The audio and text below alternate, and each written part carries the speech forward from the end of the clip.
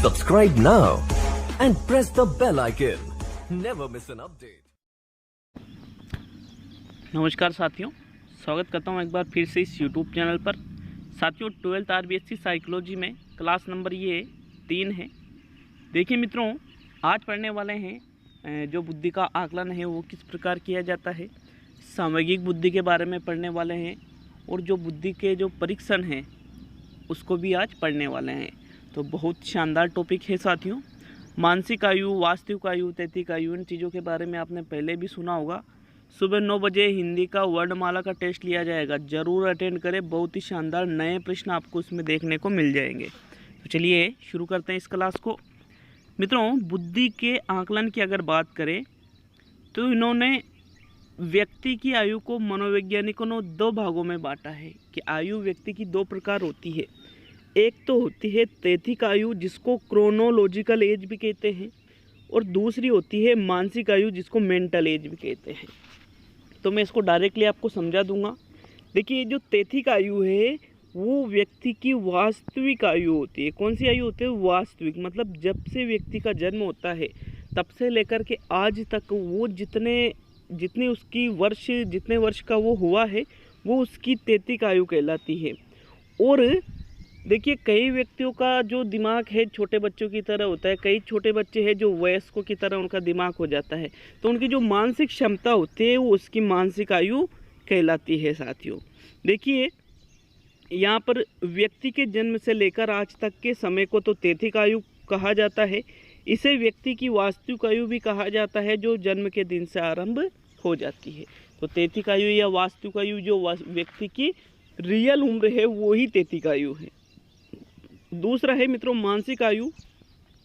ये दूसरे प्रकार की आयु है जिसके संदर्भ में टुकमैन ने कहा है कि इसका निर्धारण अपने ही उम्र या अपने से कम या अधिक उम्र के औसत निष्पादन के साथ तुलना करके प्राप्त किया जाता है।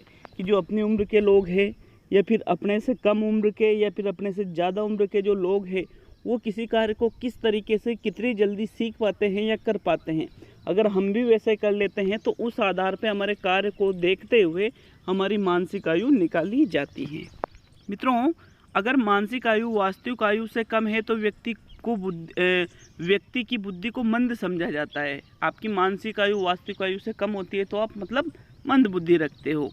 जब व्यक्ति की आयु तैतिक आयु से अधिक होती है तो व्यक्ति को तीव्र बुद्धि माना जाता है, और जब मानसिक और वास्तविक आयु समान होती है तो व्यक्ति को सामान्य बुद्धि वाला माना जाता है। सीधी सी चीज़ है, अगर वास्तविक आयु ज़्यादा है और मानसिक आयु कम है तो मंद बुद्धि, मानसिक आयु ज़्यादा है और वास्तविक आयु कम है तो तीव्र बुद्धि, दोनों समान है तो व्यक्ति सामान्य बुद्धि वाला होता है।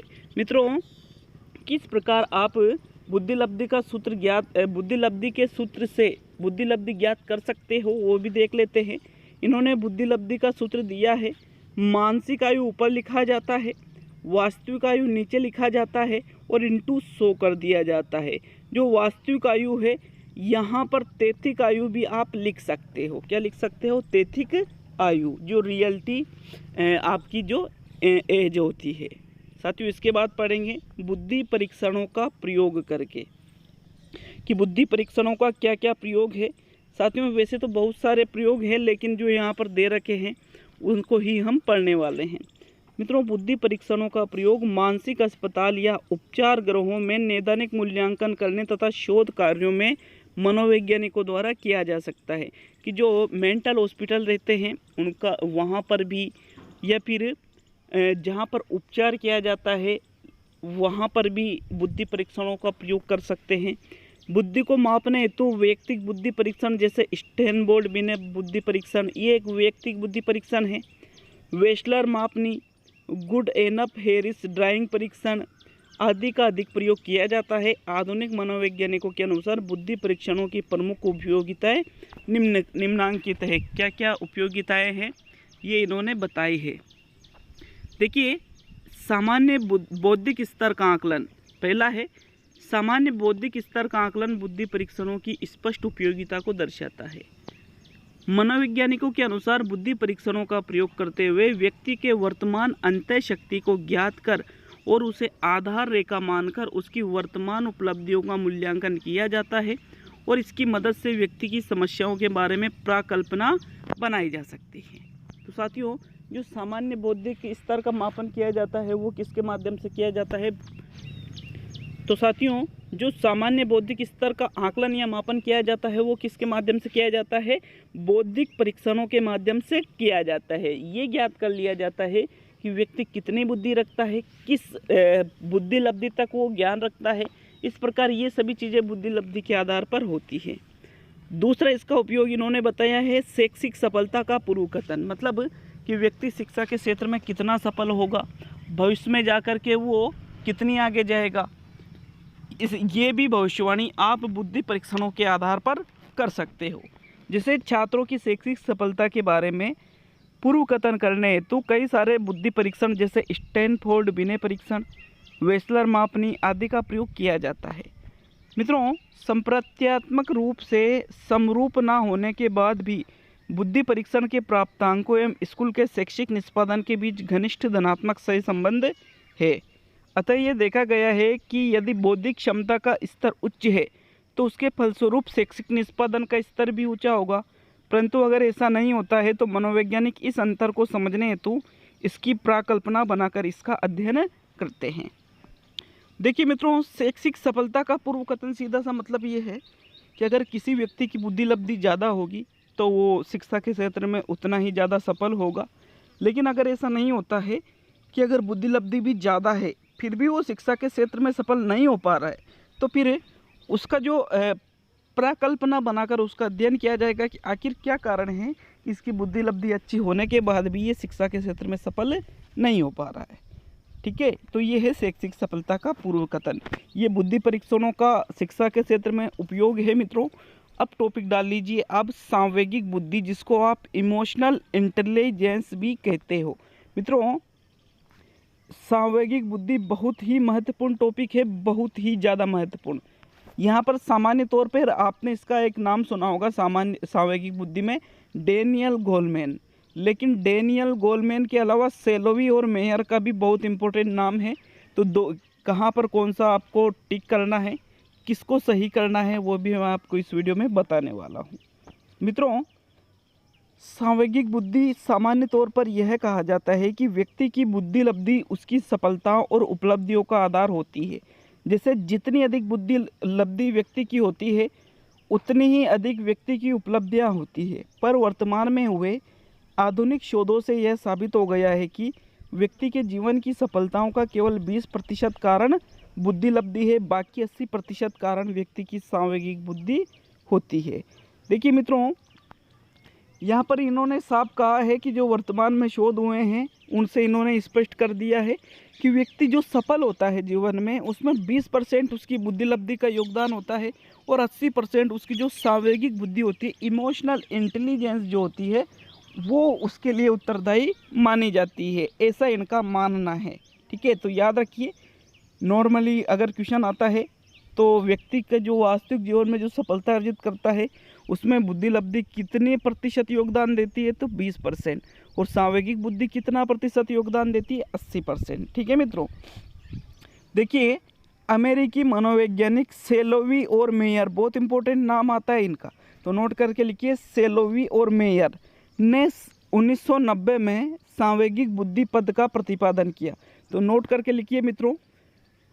जो सांवेगिक बुद्धि है इसका प्रतिपादन किसके द्वारा किया गया, तो आपका सीधा आंसर रहेगा सेलोवी और मेयर के द्वारा। कब किया गया? 1990 में।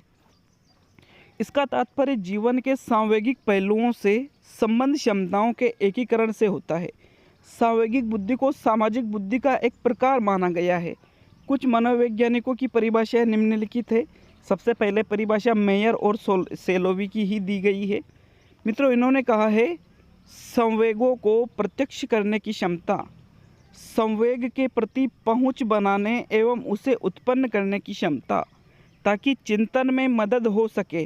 संवेग एक एवं संवेगात्मक ज्ञान को समझा जा सके तथा संवेग को चिंतनशील ढंग से नियमित किया जा सके, ताकि सांवेगिक एवं बौद्धिक वर्धन को उन्नत बनाया जा सके। इतनी बड़ी परिभाषा ये मेयर और सेलोवी के द्वारा सांवेगिक बुद्धि के संबंध में दी गई है। तो इस परिभाषा को मित्रों आपको लिख लेना है। इसकी जो नेक्स्ट परिभाषा इन्होंने बताई है साथियों, अगली परिभाषा जो आती है वो है रूटजर्स विश्वविद्यालय के consortium for research on emotional intelligence के संस्थापक चेयरमैन गोलमैन के द्वारा, डेनियल गोलमैन की यहाँ पर बात की जा रही है। इन्होंने अपने सांवेगिक बुद्धि के बारे में बताया है कि यह अपने एवं दूसरे के भावों को पहचानने की क्षमता तथा अपने आप को अभिप्रेरित करके एवं अपने और अपने संबंधों के संवेग को प्रबंधित करने की क्षमता है। संवेगात्मक बुद्धि या बुद्धि लब्धि द्वारा उन क्षमताओं का वर्णन होता है जो शैक्षिक वृद्धि या बुद्धि लब्धि द्वारा मापे जाने वाले पूर्णतः संज्ञानात्मक क्षमताओं से भिन्न परंतु उसके पूरक होते हैं। मित्रों, ये डेनियल गोलमैन के अनुसार सांवेगिक बुद्धि की परिभाषा है। तो देखिए, अगर डायरेक्टली यूँ क्वेश्चन आ जाता है कि जो सांवेगिक बुद्धि है उसका प्रतिपादन किसके द्वारा किया गया, तो आपका सीधा सा आंसर रहेगा सेल्वी और मेयर के द्वारा। और यदि ये विकल्प में नहीं हो तो फिर आपका आंसर रहेगा डेनियल गोलमैन। मित्रों, नेक्स्ट परिभाषा है बार ओन के द्वारा। किसके द्वारा दी है? बार ओन के द्वारा अगली परिभाषा दी है। इन्होंने संवेगात्मक बुद्धि को इस प्रकार परिभाषित किया कि संवेगात्मक बुद्धि द्वारा वह क्षमता परिवर्तित होती है जिसके माध्यम से दिन प्रतिदिन के पर्यावरणीय चुनौतियों के साथ निपटा जाता है और जो व्यक्ति की जिंदगी में, जिसमें पेशेवर तथा व्यक्तिगत व्यवसाय भी सम्मिलित है, सफलता प्राप्त करने में मदद करता है। ये बार ओन के अनुसार इसकी परिभाषा है। तो ये आपको तीनों परिभाषाएं लिख लेनी है मित्रों। अब देखिए, ये अपन ने जो परिभाषा पढ़ी है, इन परिभाषाओं का विश्लेषण करने पर यह कह सकते हो आप कि व्यक्ति को अपने जीवन में सफल होने के लिए सांवेगिक बुद्धि की आवश्यकता होती है। इसके कुछ मुख्य तथ्य इस प्रकार है कि इसकी मदद से व्यक्ति अपने भावों को प्रबंधित करता है, अन्य व्यक्तियों के भावों से विभेदन कर पाता है। मतलब जो खुद के जो भाव हैं उनको कंट्रोल करना, जो दूसरों के भाव है उनको अलग अलग करना, इनसे प्राप्त सूचनाओं के आधार पर अपने चिंतन और क्रियाओं को निर्देशित करता है, दूसरों के संवेगों से तर्कना एवं प्रबंधन करता है, व्यक्तियों को सफलता दिलाने में अधिक महत्वपूर्ण होता है आदि। उपयुक्त सभी बिंदुओं से यह स्पष्ट होता है कि सांवेगिक बुद्धि का स्वरूप काफ़ी जटिल है जिसमें कई तरह के तथ्यों का समावेश होता है। ठीक है साथियों, यहाँ तक पढ़ लिया है और लास्ट इसमें पढ़ लेते हैं गोलमैन का सिद्धांत। जो सांवेगिक बुद्धि का सिद्धांत डेनियल गोलमैन के द्वारा दिया गया है, जो आपके एग्ज़ाम में कई बार पूछा जाता है, तो इसको भी पढ़ लेते हैं मित्रों। तो टॉपिक डाल लीजिए, गोलमैन का सिद्धांत, जिसको सांवेगिक बुद्धि का सिद्धांत भी कहा जाता है। मित्रों, सेल्वी और मेयर ने 1970 में सांवेगिक बुद्धि का प्रतिपादन किया, जिसकी वैज्ञानिक और सैद्धांतिक व्याख्या गोलमैन ने 1998 में अपनी बहुचर्चित पुस्तक emotional intelligence why it can matter more than IQ, ये पुस्तक का नाम है। इमोशनल इंटेलिजेंस पुस्तक का नाम है ये, जिसके आगे लिखा हुआ है why it can matter more than IQ। ये पुस्तक 1998 में डेनियल गोलमैन के द्वारा लिखी गई है, जिसमें इन्होंने सांवेगिक बुद्धि के बारे में बताया है। और इस पुस्तक में इन्होंने बड़ी आसानी से समझाया है कि जीवन में जो आप सफलताएं अर्जित करते हैं उसमें मात्र 20% आपकी बुद्धि लब्धि का योगदान होता है और बाकी 80% सफलता में आपके सांवेगिक बुद्धि का योगदान होता है। ऐसा डेनियल गोलमैन ने अपनी इस बहुचर्चित पुस्तक इमोशनल इंटेलिजेंस में समझाया था। तो साथियों, एक क्वेश्चन यहाँ से भी बन जाता है कि इमोशनल इंटेलिजेंस पुस्तक के रचयिता कौन है? आपका आंसर रहेगा डेनियल गोलमैन। मित्रों, गोलमैन की सांवेगिक बुद्धि की परिभाषा के अनुसार यह वह क्षमता है, कौन सी? सांवेगिक बुद्धि, जिसमें व्यक्ति दूसरों और स्वयं के भावों को पहचानता है, कि खुद के जो इमोशन हैं उनको पहचानेगा व्यक्ति, अपने आप को अभिप्रेरित करेगा, अपने संबंधों में संवेगों को प्रबंधित कर पाता है। उन्होंने ये भी बताया है कि सांवेगिक बुद्धि की मदद से बुद्धि लब्धि से मापी गई क्षमताओं से अलग क्षमताओं का मापन किया जाता है, पर वे उसके विरोधी ना होकर पूरक होते हैं। इस सिद्धांत में गोलमैन ने सांवेगिक क्षमताओं के सेट के बारे में भी बताया है, जो एक व्यक्ति को दूसरे से अलग करता है, जिसके 4 समूह में इन्होंने विभाजित किया है। तो देखिए मित्रों, बहुत इंपॉर्टेंट चीज़ यहाँ पर आ जाती है कि सांवेगिक बुद्धि को डेनियल गोलमैन ने कितने भागों में वर्गीकृत किया है। तो आपका आंसर रहेगा 4 भागों में। पहला है आत्म अवगतता, तो लिख लीजिए इसको। आत्म अवगतता क्या होता है? अपने संवेग होते हैं, अपनी जो शक्तियाँ होती है और अपनी जो कमजोरियाँ होती है, यदि आप उसको समझ सकते हो, संवेगों को, शक्तियों को और कमजोरियों को, तो वो ही कहलाती है आत्म अवगतता। नोट करके लिखना है 101% इसको जरूर। दूसरा लिखना है आपको आत्म प्रबंधन। मित्रों, सेल्फ मैनेजमेंट अपने अभिप्रेरकों को प्रबंधित करने और व्यवहारों को नियमित करने की क्षमता ही आत्म प्रबंधन कहलाती है। डायरेक्ट एग्जाम में यहाँ से प्रश्न पूछ सकते हैं कि अपने जो अभिप्रेरक है, मोटिव्स जो आपके होते हैं, उनको यदि आप प्रबंधित कर लेते हो और उनको समझ लेते हो, उनको अपने अभिप्रेरकों को प्रबंधित करते हो और उनसे व्यवहारों को नियमित करने की क्षमता रखते हो, तो वही आपका आत्म प्रबंधन कहलाता है। नेक्स्ट आता है सामाजिक चेतना। मित्रों, दूसरों के कार्यों, अनुभव और उनके कारणों को समझने की क्षमता, कि दूसरे जो कार्य करते हैं अनुभव के आधार पर और उनके कार्यों को, उनके कारणों को समझने की जो क्षमता है, यदि किसी व्यक्ति में है तो मतलब उसमें सामाजिक चेतना की अधिकता है। नेक्स्ट है सामाजिक कौशल। स्वयं के व्यवहार से दूसरों से वांछित परिणाम प्राप्त करने एवं व्यक्तिगत लक्ष्यों की प्राप्ति की क्षमता, यही कहलाता है सामाजिक कौशल। कि जो आपका स्वयं का व्यवहार है, उससे दूसरे व्यक्तियों से आप वांछित जो आप चाहते हो वो परिणाम यदि आप प्राप्त करते हो और व्यक्तिगत लक्ष्यों की प्राप्ति कर लेते हो, तो इसको ही सामाजिक कौशल कहते हैं। मित्रों, गोलमैन के अनुसार जीवन के अलग अलग क्षेत्रों में सफल होने सांवेगिक क्षमताओं की आवश्यकता होती है और इसी कारण गोलमैन ने अपने मॉडल को निष्पादन का सिद्धांत भी कहा है। तो नोट करके लिखिए, निष्पादन का सिद्धांत भी इस जो सांवेगिक बुद्धि का सिद्धांत है इसको कहा जाता है। साथियों, लास्ट टॉपिक आता है, इसके बाद सुबह 9 बजे वाली जो क्लास है हिंदी टेस्ट की, पटवारी और रीड भर्ती के लिए विशेष शुरू की गई है, तो उसको जरूर दें यदि आप पटवारी या रीड भर्ती की कोई से भी लेवल से तैयारी कर रहे हो तो। मित्रों, बुद्धि के मापन के बारे में बात करेंगे तो बुद्धि का मापन का कार्य सबसे पहले 1905 में अल्फ्रेड बिने और साइमन के द्वारा मिलकर किया गया था। ये पहला बुद्धि परीक्षण था। तो आप याद रख सकते हैं कि विश्व में पहला बुद्धि परीक्षण किसने बनाया? आपका आंसर रहेगा अल्फ्रेड बिने ने और साइमन ने 1905 में। मित्रों, ये वर्तमान में भी काफ़ी लोकप्रिय माना जाता है। देखिए, इस परीक्षण में 1916 में टर्मन ने इसका शोधन किया था, संशोधन, इसमें काफ़ी संशोधन किया गया था 1916 में। अब देखिए, इसके अलावा बुद्धि मापन के क्षेत्र में वेक्सलर, अर्थर, केटल, रेवेन, गुडेनफ, कोपमैन आदि ने भी महत्वपूर्ण योगदान दिया है। मित्रों, देखिए, सामूहिक रूप से बुद्धि परीक्षण की जरूरत, ये तो व्यक्तिगत रूप से बुद्धि परीक्षण करते थे इनसे तो, लेकिन सामूहिक रूप से बुद्धि परीक्षण की जरूरत कब हुई? प्रथम विश्व युद्ध के दौरान अमेरिका में सेना पर एक परीक्षण किया गया जिसको आर्मी अल्फा परीक्षण एवं आर्मी बीटा परीक्षण कहा गया। मित्रों, आर्मी अल्फा परीक्षण को शाब्दिक बुद्धि परीक्षण कहा गया और आर्मी बीटा परीक्षण को क्रियात्मक या अभाषाई बुद्धि परीक्षण कहा गया। देखिए, अभाषाई मतलब जिसमें क्रियात्मक कार्य किया जाता है। दोनों ही सामूहिक बुद्धि परीक्षण थे। इसके अलावा मित्रों, ये दोनों जो परीक्षण हैं, इन दोनों परीक्षणों का साथ में लाकर आर्म्ड फोर्सेज क्वालिफिकेशन टेस्ट तथा arm services vocational attitude battery जैसे परीक्षणों को बनाया गया था। किन से? आर्मी अल्फा से और आर्मी बीटा से।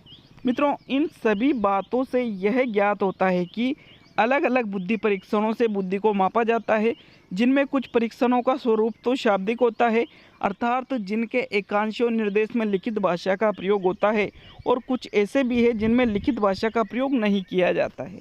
इसमें दिए गए वस्तुओं को परिचालित करके कुछ विशेष डिजाइन बनाता है, जिसका आधार पर उसकी बुद्धि का मापन होता है। मतलब कुछ परीक्षण शाब्दिक होते हैं और कुछ परीक्षण क्रियात्मक होते हैं, जैसे बिने परीक्षण, वेस्लर मापनी, Raven progressive matrices, Goodenough draw and man परीक्षण, पीओडी चित्र शब्दावली परीक्षण, केटेल संस्कृति मुक्त परीक्षण और बच्चों के लिए निर्मित कोपमैन मूल्यांकन परीक्षण माला। ये बुद्धि परीक्षणों के इन्होंने मुख्य रूप से उदाहरण दिए हैं। तो साथियों ये बुद्धि का टॉपिक पूरा हो चुका है। कल इसके 50 प्रश्नों का टेस्ट लिया जाएगा और वर्णमाला का आज सुबह 9 बजे टेस्ट लिया जाएगा। तो बिल्कुल अटेंड करें। बुद्धि के 50 प्रश्न कल सुबह आपके 7 बजे, ठीक है, तैयार रहिएगा। बिल्कुल मिलते हैं सुबह 9 बजे वाले वीडियो में।